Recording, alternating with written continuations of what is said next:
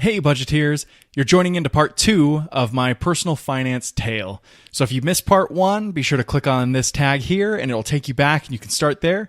Otherwise, here we go. I'll keep going right from where I left off.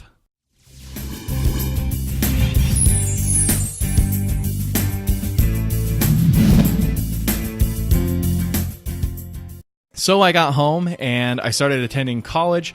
I started at at University of Utah, which is in Salt Lake City, Utah. And I was there for 2 semesters. And then my sister, who was, I'm very grateful to still to this day, made a good friend up at another university. And that was my wife. And we were on a family vacation and they came and they were visiting the family vacation. And I saw my wife for the first time. I instantly fell in love. It was awesome. She was beautiful. I felt so excited about it. But long story short, she rejected me a whole bunch of times. She didn't want anything to do with me because I was her best friend's brother. And then finally she gave in. We went on some dates and things clicked really fast. And I asked her to marry me. So here I was only 23, 22. I don't remember, 22. And I asked her to marry me and we were on our way. I might have been only 21. No, I don't know. Who knows? I was some age in my low 20s, so it was very young. And she was 19, so that was even better. We decided that we would get married and we were going to live in a small apartment and we were both going to work. So I had my first job out of this experience to where I had come back from Korea and I needed a job. So I started working in a call center. The call center is Convergys, if you've ever heard of it before. And very interesting environment. I loved what I did there. I loved my coworkers. I loved being on the phones at first. It was quite a blast. There was a lot of people calling in and had problems with different things that they were using, phone, internet. We just supported a bunch of different categories. I had a lot of fun. And while we were working there, we realized that we were kind of getting more and more poor because we weren't working full-time jobs and we were going to school at the same time.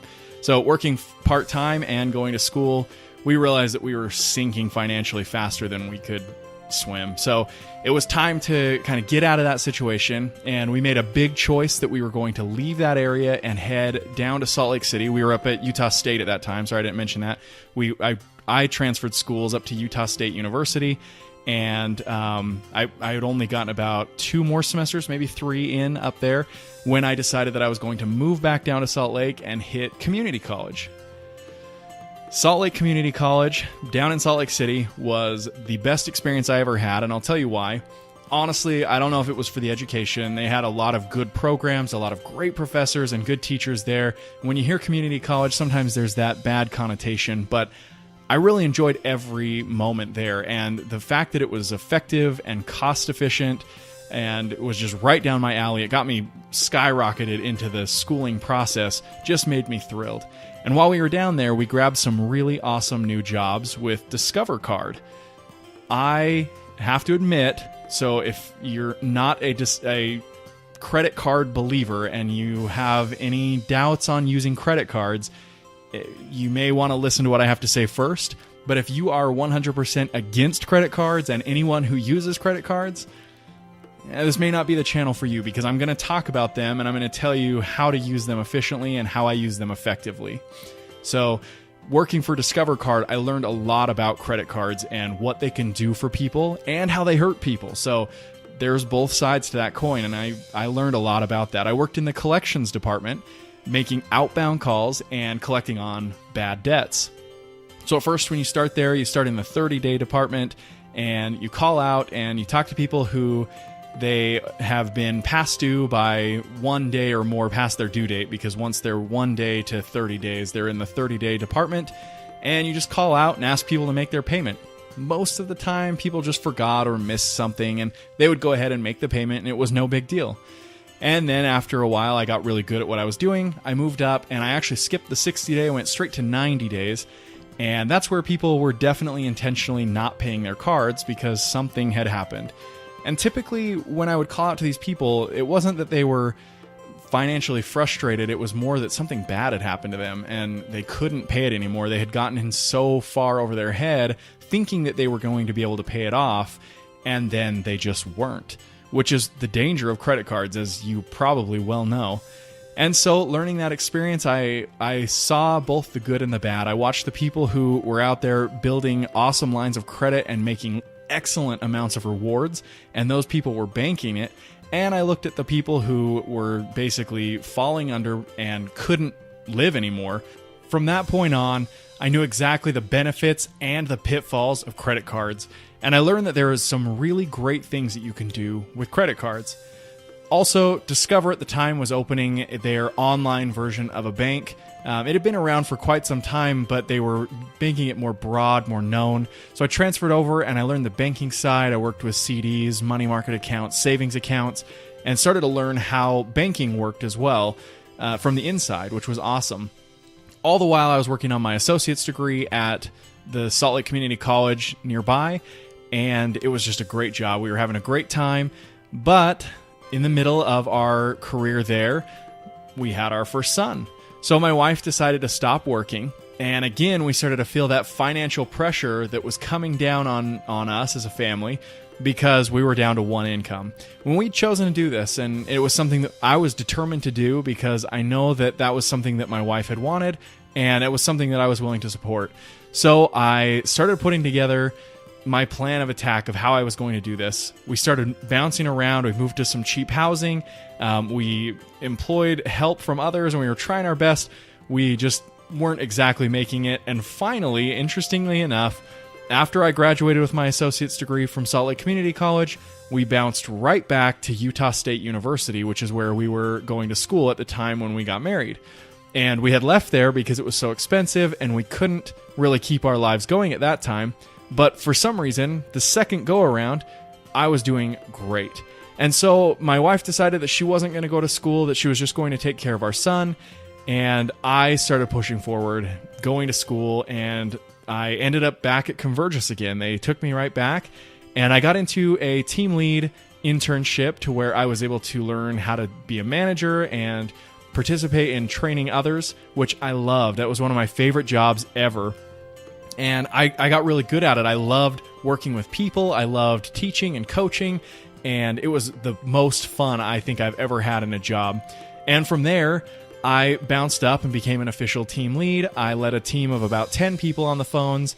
And we were just one of the greatest teams of all time. Shout out to all those guys if they're watching.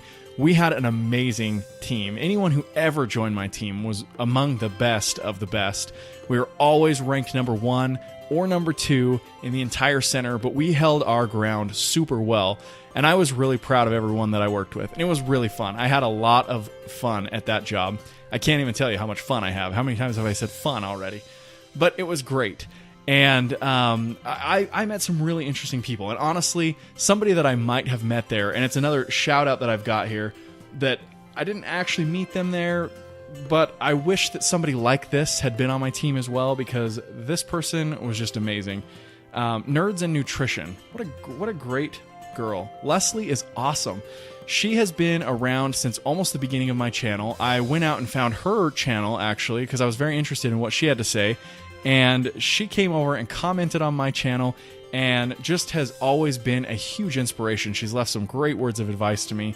So if you have some time, I'll again leave the link in the description below. Go check out Nerds and Nutrition. She is one awesome vegan. Now, I'll tell you one thing. I have no plans of being a vegan, but I've really enjoyed her support, and actually learning about the vegan lifestyle has been pretty awesome. I've had some friends in the past that were vegan, and they've taught me some things, and I honestly don't have plans to become a vegan, and I'm sorry, Leslie, but I really do respect the way you live, and I am more than proud of the way that you stand up for what you believe in, and I think that's so cool.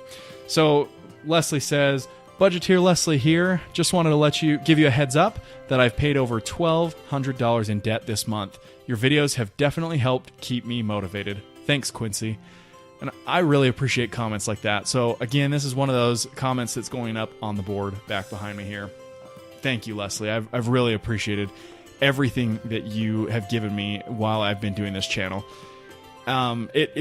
She is somebody that when I watch her, she reminds me of the kinds of people that were on that team at Convergys, and so I thought about her here in this segment. Anyway, Leslie, thank you. I really appreciate it.